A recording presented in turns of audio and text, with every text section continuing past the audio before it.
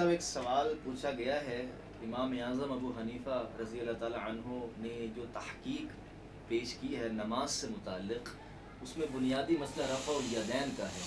تو اس میں کچھ علماء بلکہ ایک بہت بڑا طبقہ ہے جو بظاہر یہ کہتا ہے کہ یہ رسول اللہ کی مخالفت کرتے ہیں، ان کی نماز تو نماز محمدی ہے ہی نہیں. تو اس حوالے سے آپ کیا کہتے ہیں؟ دیکھیے جی، اس کا جواب بھی وہی ہے جو میں نے پہلے ایک اساس بیان کیا نا، سب کچھ اسی کے اندر آتا ہے.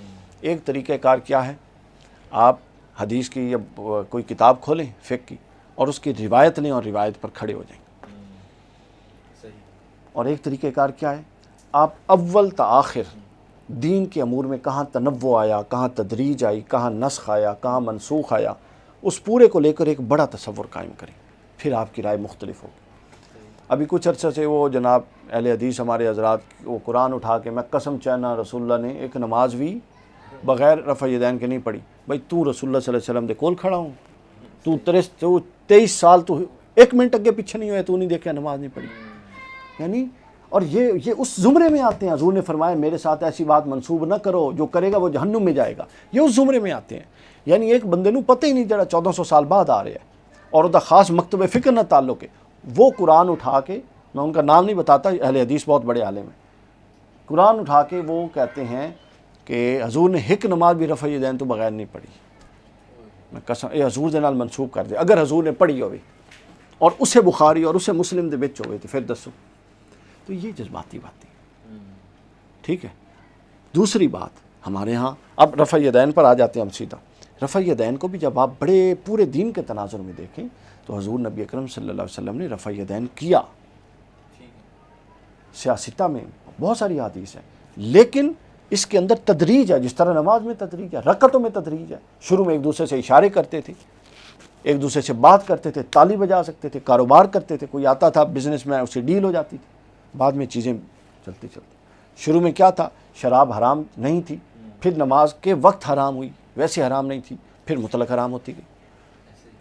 رفع یدین حضور علیہ السلام کرتے رہے. اس کے بعد آخری جو آپ کے ساتھ جن صحابہ کرام نے نماز پڑھی ان کا بیان ہے کہ حضور علیہ السلام نے رفع یدین ترک فرما دیا تھا. اب اس میں جھگڑنے والی کیا بات ہے؟ اگر کسی کی تحقیق یہ کہتی ہے کہ وہ کرتا ہے، کہ حضور نے کیا تھا تو کرتا رہے، ہم تو اس کے منکر ہی نہیں ہیں، کرتے ہیں جو کرتے ہیں. اور اگر کوئی کہے کہ اس کی تحقیق یہ ہے کہ حضور نے نہیں کیا تھا تو وہ بالکل نہ کرے، اس کو اس پر اعتماد ہے. لیکن ہم یہ بطور احناف کا نقطہ نظر یہ ہے کہ حضور علیہ الصلوۃ والسلام نے ہمیشہ ناسخ اور منسوخ کی ترتیب کے ساتھ چیز لینی ضروری ہوتی ہے دین کے باب میں. تو حضور نے جو عمل بعد میں خود ترک فرما دیا اس کو سند نہیں بنایا جا سکتا. حضور نے اونٹ کے گوشت کے بعد وضو کیے اور بالآخر آخری ایام میں حضور نے اونٹ کا گوشت کھایا اور وضو نہیں کیا. صحابہ کرام سمجھ گئے کہ وہ حکم منسوخ ہو گیا. اب اونٹ کے گوشت ناکے سے وضو نہ نواقے سے وضو میں سے نہیں ہے. رفع یدین کا سیم یہی معاملہ. مرزا صاحب نے بھی تماشا بنایا ہوا ہے، وہ رفع یدین کریں، اس کی تبلیغ کریں، کون انکار کر رہے ہیں. بخاری مسلم میں، اور اسی بخاری مسلم میں اس کے ترک کی بھی روایت. عبداللہ ابن عمر سے روایت ہے رفع یدین کرنے کی، اور عبداللہ ابن عمر سے روایت ہے مسند ابی عوانہ میں رفع یدین نہ کرنے کی. آپ اندازہ کر لیں، دونوں حدیثیں صحیح ہیں. تو لہٰذا اس کو بڑے تناظر میں دیکھنے کی ضرورت ہے. ہمارے نوجوانوں میں یہ غلط فہم، پنجاب یونیورسٹی سے مجھے کال آئی تھی تو آپ نے اچھا سوال پوچھ لیا، تو ان سب کو یہ چلا جائے گا کلپ، تو ان کے لیے پھر میں کچھ احادیث بیان کر دوں کہ تاکہ ان کو یہ تسلی ہو جائے کہ یہ محض ایک آئیڈیولوجیکل میں نے بات نہیں کر دی، فلسفیانہ بات نہیں. احادیث بھی بیان کر دوں. یہ صحیح بخاری کی حدیث ہے، سن لیجیے. صحیح بخاری کتاب صفت الصلاۃ میں حدیث نمبر ہے جی 751، اور یہی حدیث امام بہقی نے روایت کی ہے سنن الکبریٰ میں، حدیث نمبر ہے 2326، اور یہی حدیث امام بزار نے روایت کیا مسند البزار، حدیث نمبر ہے 3532. اب سن لیں حدیث کیا ہے. عمران بن حسین فرماتے ہیں قال سلم علی بالبصرہ، ہم نے بصرہ میں حضرت علی کے پیچھے نماز پڑھی. فقال ذکرنا حاضر راجل صلاۃ کنا نصلیھا مع رسول اللہ صلی اللہ علیہ وسلم فذکر انہ کان یکبر کل ما ورفع کل ما ووضع. رواہ البخاری، یہ بخاری کے لفظ ہیں. عمران بن حسین فرماتے ہیں انہوں نے حضرت علی کے ساتھ بصرہ میں نماز پڑھی تو انہوں نے ہمیں وہ نماز یاد کروا دی جو رسول اللہ پڑھا کرتے تھے. انہوں نے بتایا کہ آپ جب اٹھتے اور جب جھکتے تو تکبیر کہتے، کہیں ہاتھ اٹھانے کا ذکر نہیں ہے۔ اس کے بعد یہ بخاری کی حدیث ہے۔ اس کے بعد آگے سنتے جائیے اب، پھر اس کے بعد اگلی حدیث صحیح بخاری حدیث نمبر 700، پچھلی 51 تھی، یہ 752 ہے، اور یہ مسلم میں بھی ہے، صحیح مسلم حدیث نمبر 392۔ اس کے بعد یہ نسائی میں بھی ہے، سنن نسائی حدیث نمبر 1155۔ پھر یہ مسند احمد میں بھی ہے، حدیث نمبر 7219۔ پھر یہ موطا امام مالک میں بھی ہے، حدیث نمبر 166۔ اور پھر یہ امام طحاوی نے شرح معانی الاثار میں بھی بیان کیا پہلی جلد کے اندر۔ اور حدیث پاک ان ابی سلمہ ان ابی ہریرہ، آپ اندازہ کر لیں یہ کوئی تابعین سے ہے ہی نہیں روایت، یہ براہ راست مولا علی اور دوسری حضرت ابو ہریرہ سے روایت ہے۔ فرماتے ہیں انہ کان یصلی لہم فیکبر کلما خفض ورفع۔ ابو سلمہ کہتے ہیں کہ ابو ہریرہ نے انہیں نماز پڑھائی، جب بھی وہ جھکتے اور اٹھتے تو تکبیر کہتے۔ پھر جب آپ نماز سے فارغ ہوئے تو فرمایا تم میں سے میری نماز رسول اللہ کی نماز سے سب سے زیادہ مشابہ ہے، یعنی تم جس بھی طریقے سے پڑھتے ہو ان طریقوں کی نسبت یہ طریقے جس سے میں نے پڑھائی ہے یہ رسول اللہ سے سب سے مشابہت رکھنے والی ہے، کوئی رفع یدین کا تذکرہ ہی نہیں ہے۔ اب آگے میں بتاؤں گا ترک رفع یدین باقاعدہ حکمن بھی ہے۔ اچھا، اب اس کے بعد حدیث نمبر صحیح بخاری، پہلے حوالہ سن لیجیے، صحیح بخاری حدیث نمبر 756، صحیح مسلم حدیث نمبر 392، متفق علیہ بخاری مسلم کی۔ حضرت ابو بکر بن عبد الرحمن نے، حضرت ابو بکر کے بیٹے عبد الرحمن، آپ ذرا بندے دیکھیے، یہ وہ نہیں ہیں جو بعد میں آ رہے ہوں، یہ وہ لوگ ہیں جو قریب کے اہم ترین لوگ ہیں۔ حضرت ابو ہریرہ کو فرماتے ہوئے سنا رسول اللہ جب نماز کے لیے کھڑے ہوتے تھے، پوری حدیث میں پڑھ دوں، ابا ہریرہ یقول کان رسول اللہ صلی اللہ علیہ وسلم اذا قام الى الصلاۃ یکبر حین یقوم ثم یکبر حین یرکع ثم یقول سمع اللہ لمن حمدہ حین یرفع صلبہ من الرکعۃ ثم یقول وهو قائم ربنا لک الحمد۔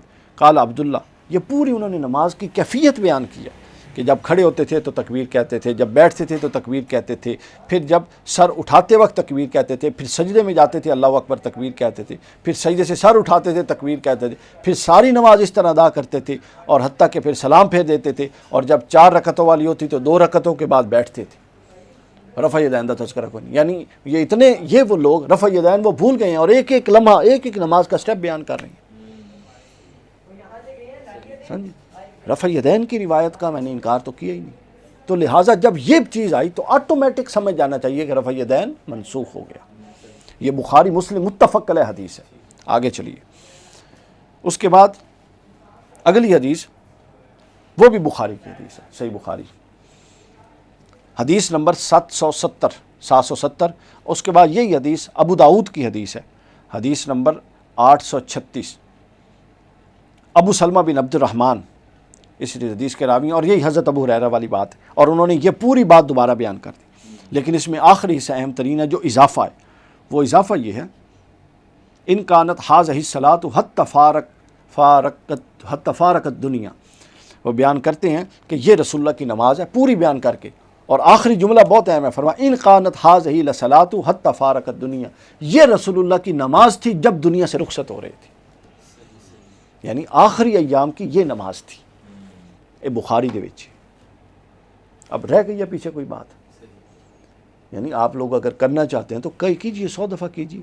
بڑے بڑے لوگ امام بخاری کرتے، امام مسلم کرتے، اس کے بعد حضور غوث الاعظم حنبلی تھے وہ کرتے تھے، ٹھیک ہے؟ تو یہ تو کوئی جھگڑنے کا مسئلہ ہی نہیں ہے، قسم اٹھانا اور یہ کرنا، یہ پھر ان حدیثوں کا کیا جواب ہے؟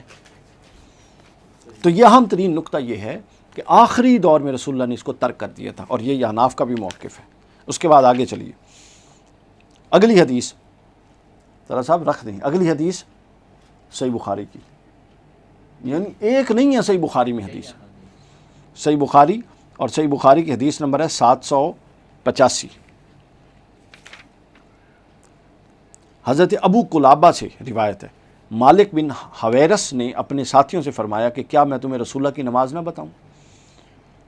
اور یہ نماز معین وقت کی نماز نہیں تھی، یعنی کوئی زور اثر مغرب نہیں تھی، ویسے ہی کوئی وقت تھا، اور وہ سکھا رہے تھے کہ میں نماز نہ بتاؤں۔ انہوں نے پھر وہ سب کچھ کر کے دکھایا۔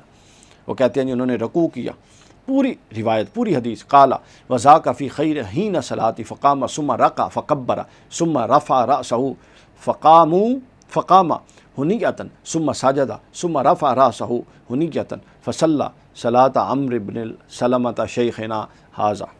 انہوں نے پوری بار روایت بیان کی، اٹھتے بیٹھتے اللہ اکبر کہتے، پھر رکوع میں جاتے، پھر اللہ اکبر کہتے، پھر سجدے میں جاتے، لیکن رفع یدین کا تذکرہ ہی نہیں۔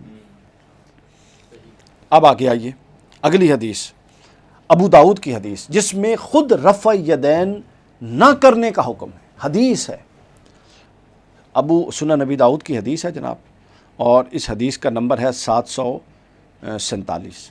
پھر یہ ترمذی میں حدیث ہے، امام ترمذی نے اس کو نقل کیا، کتاب ہے الصلاۃ عن رسول اللہ صلی اللہ علیہ وسلم، باب رفع الیدین عند الرکوع، باب یہ قائم کر کے اس کے اندر حدیث رکھی ہے کہ رفع یدین ترک ہو گیا ہے۔ حدیث نمبر ہے جی 285۔ اس کے بعد سنن نسائی میں ہے حدیث نمبر 1026۔ اس کے بعد سنن نسائی الکبریٰ میں حدیث نمبر 1099 بھی ہے اور حدیث نمبر 645 بھی ہے۔ اس کے بعد مسند احمد بن حنبل میں حدیث نمبر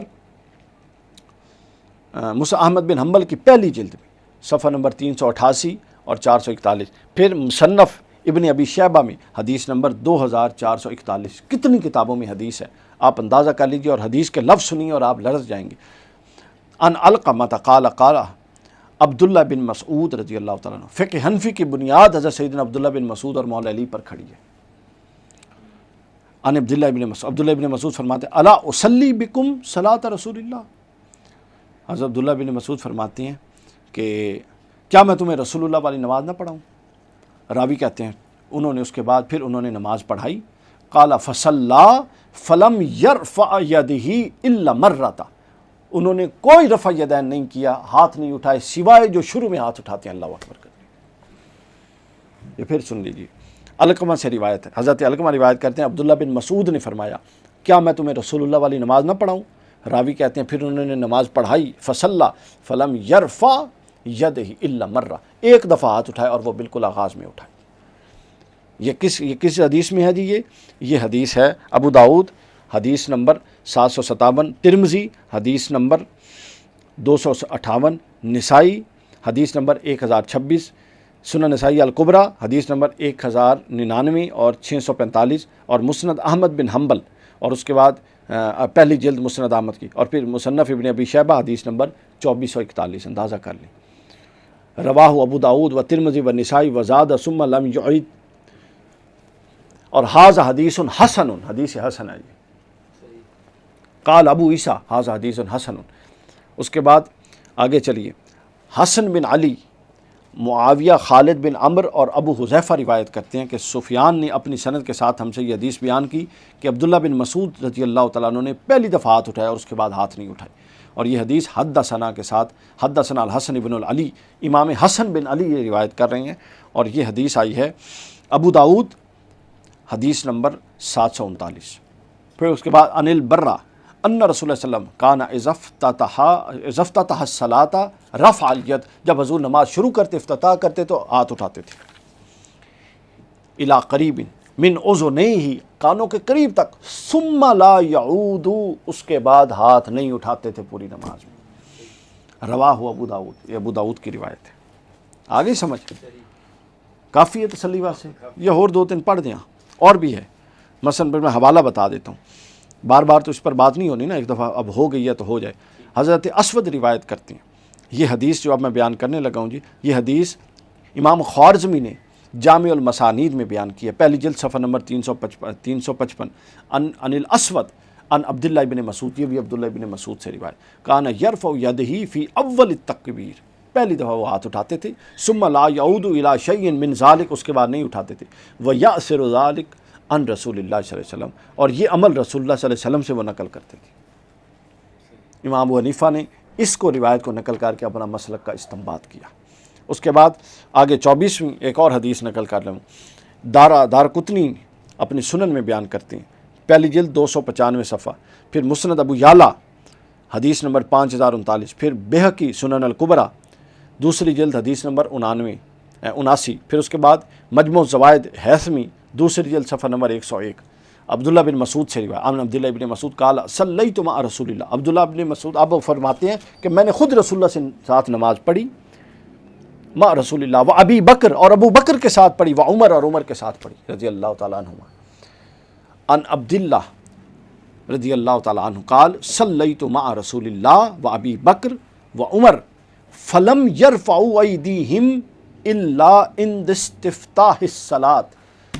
उनके साथ अबू बकर सिद्दीक़ रज़ी अल्लाह तआला अन्हु, उमर फ़ारूक रज़ी अल्लाह तआला अन्हु और रसूलुल्लाह सल्लल्लाहु अलैहि वसल्लम के साथ मैंने नमाज़ पढ़ी और हमने पहली दफ़ा के बाद नहीं देखा कि उनमें से कोई हाथ उठाता है। तो ये आखिरी नमाज थी रसूल की, आखिरी तरीका था जिसको अबू बकर सिद्दीक़ और उमर फ़ारूक ने आगे कंटिन्यू किया। और अब्दुल्ला बिन मसूद जैसा फ़क़ीह सहाबी बयान कर रहा है, 1,24,000 सहाबा हैं, उनमें से 100 के करीब मुफ्ती सहाबा हैं, उनमें से 10 मुजतहिद सहाबा हैं, और उन 10 में से अब्दुल्ला बिन मसूद 2-3 में से आते हैं टॉप के।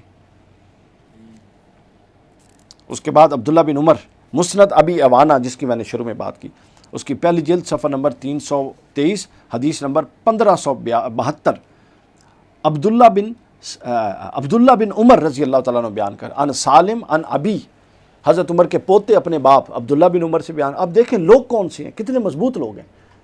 हज़रत उमर के पोते अपने बाप सहाबी जो हज़रत अब्दुल्ला बिन उमर से रिवायत, काला रअयतु रसूलल्लाह, वो कहते हैं मैंने रसूलुल्लाह को देखा, इज़फ्तह सलात, जब नमाज शुरू करते रफ़अ यदैहि, हाथ उठाते थे, हत्ता युहाज़ी बिहिमा, हाथ उठाते और अपने कंधों तक ले जाते, और जब आप रकू करना तो वक़ाल बाज़ुहुम हुज़ू हज़वा मनक़बैहि, कुछ ने कहा कि नहीं वो कंधों तक नहीं ले जाते थे बल्कि वो कानों तक या कंधों तक यहाँ तक ले जाते थे, पहली दफ़ा करते थे।